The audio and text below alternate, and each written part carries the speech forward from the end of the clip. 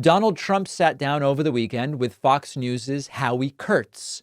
Howard Kurtz loves having a reputation for being a tough interviewer. But is he really a tough interviewer when he interviews someone like Trump? Well, I'll play a couple clips and you can be the judge. Most interestingly, during this interview, Donald Trump doubling down on they're eating the cats, they're eating the dogs, they're eating the pets. Trump confronted to a degree by Howard Kurtz, who said it's been debunked. Are you now ready to take it back? Take it back. And Trump says, what about the goose? I'm not kidding. I'm not kidding. Those things. Your famous line about Springfield, Ohio, and I take your point that 15 to 20,000 legal Haitian immigrants settling in that area causes a lot of friction. But when you said, and you know it's gone viral there, they're eating the dogs, they're eating the cats, you say you're just reporting what had been said. But why not say now, well, look, that turned out not to be true. I don't know if it's not true. I don't know if it's true or not true. I read eating something. The pets, you don't know if it's true or not true? No. It's been debunked by the officials. What about the goose, the geese? What about the geese? What happened there? They're all missing. Exactly. What about the goose? The goose and the geese are gone. They're goodbye gone. Goose and geese, goodbye gone. Narcissists never apologize. Trump never apologizes. He's never apologized. I'm not aware of any time in public life since Trump has entered politics that he has apologized. And no matter what you catch him with, he will not apologize. Sir, weren't you wrong about the trajectory of the hurricane? It wasn't really going to Alabama. Oh, really? Here's a map with a Sharpied in bubble, and it shows that this is the direction. But didn't you write that in yourself just now? No, this is from meteorologists. Narcissists never apologize. And if you're wondering, a goose, what is he talking about? There was a picture. After we found no evidence that they were eating the cats, eating the dogs, after there was no evidence found of that, someone posted a picture of a guy walking with two dead geese. I believe the guy was black, but not Haitian, just a guy from Ohio. And apparently that was like a wildlife expert of some kind. There were a couple dead geese found in the area. And the guy whose job it is to grab the dead animals grabbed him. And Trump's like, I don't know. What about the goose? There's this missing goose. It's been debunked. Trump will never apologize. Howard Kurtz asking Trump about referring to the January 6th riots as a day of love. And Trump said there was beauty on that day. I think so. They had no guns. They had no guns. So that was a peaceful. So you're comfortable with a day of love? No. You wouldn't modify that? I'm talking about when I made that speech, I've never seen anything like it. They came down to protest a rigged election. Very simple. They protested an election. And you know what? I think you have the right to protest in this country. Well, no. I think so. They had. It was, there was a certain beauty to what happened on January 6th. Why not? Authoritarian insanity. Authoritarian insanity. And as we continue to build up a picture of what a second Donald Trump term would be like, we have to come to terms with and acknowledge that a free and independent media would be under attack.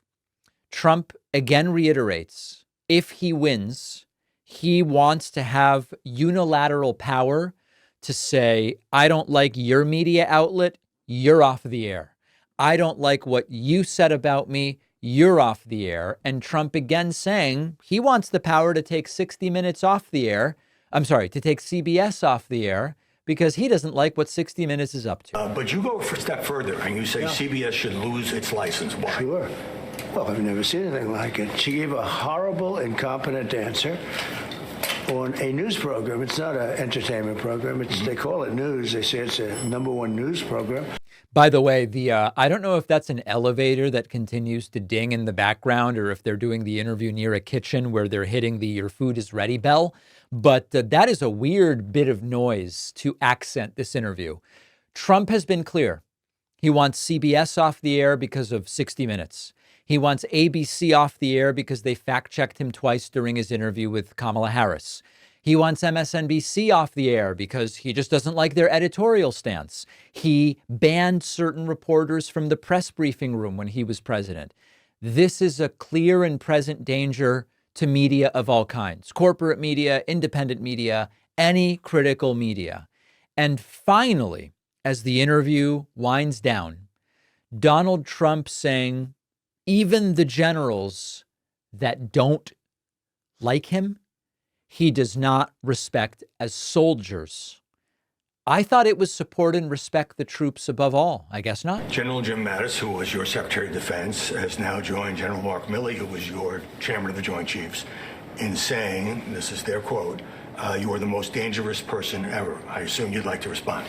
Well, they were not my cup of tea. They were woke. You know that.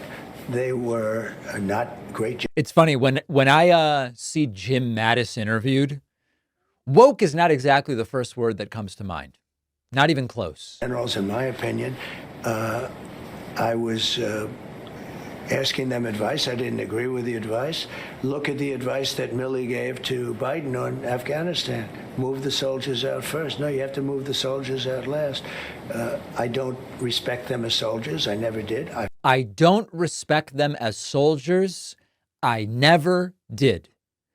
What happened to the Republican Party that always said, even if I don't agree with the person that's president right now, America is great. Isn't this American exceptionalism belief a core part of Republicanism? Well, it used to be. It's not anymore.